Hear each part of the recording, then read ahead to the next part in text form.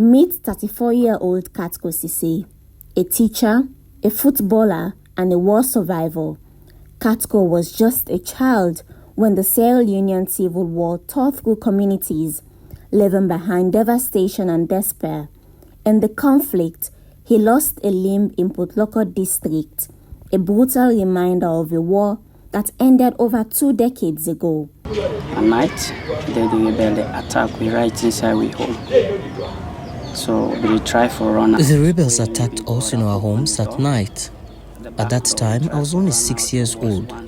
My brother tactfully opened the door and we ran through a swamp. Unfortunately, I fell in the mud and struggled to move when a fragment hit my left arm. My brother tried to get me out of the swamp and tied his t-shirt around my bleeding arm. We stayed in the bush until dawn. In the morning, at around 7 a.m., my brother carried me to the Potloko government hospital for treatment, but the city was still tense. So we returned to the bush and stayed there for about 1 week. My hand got swollen and eventually rotted. So when we got to the hospital again, there was no other option but to amputate it. At 7 o'clock for leather adjustment, so then get for pull them off. Fate twisted for Katko Sise after the war.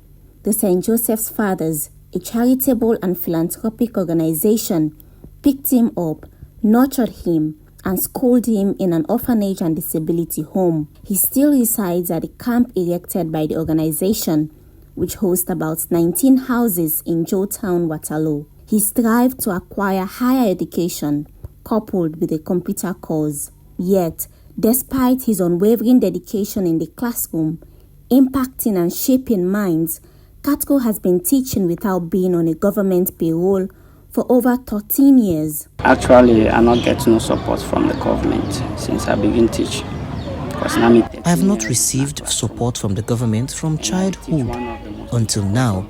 This is my 13th year in the classroom and I teach one of the most difficult subjects, mathematics. I have been struggling to get a PIN code for years, but to no avail.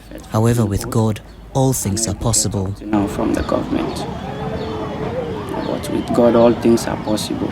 In his own words, Katko says he does not face discrimination from his community or his pupils, but the silence of the system speaks volumes.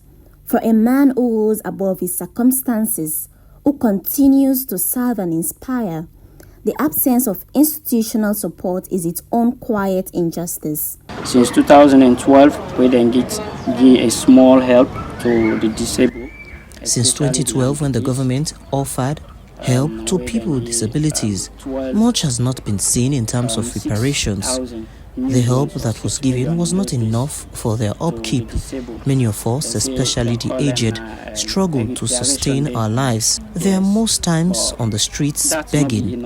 I want the government to take them into consideration and care for them. It is them double wounded, them some them blind. So I want them take that into consideration. The TRC report made several recommendations ranging from free healthcare to rehabilitation services. Volume 2, paragraph 168 provides that a monthly pension be paid to all adult amputees and the adult other war wounded who experienced a 50% or more reduction in earning capacity because of the violations committed against them. As Sierra Leone moves forward, survivors like Katko reminds us that healing is not just about peace treaties, but about people who gave up so much but still ask for so little.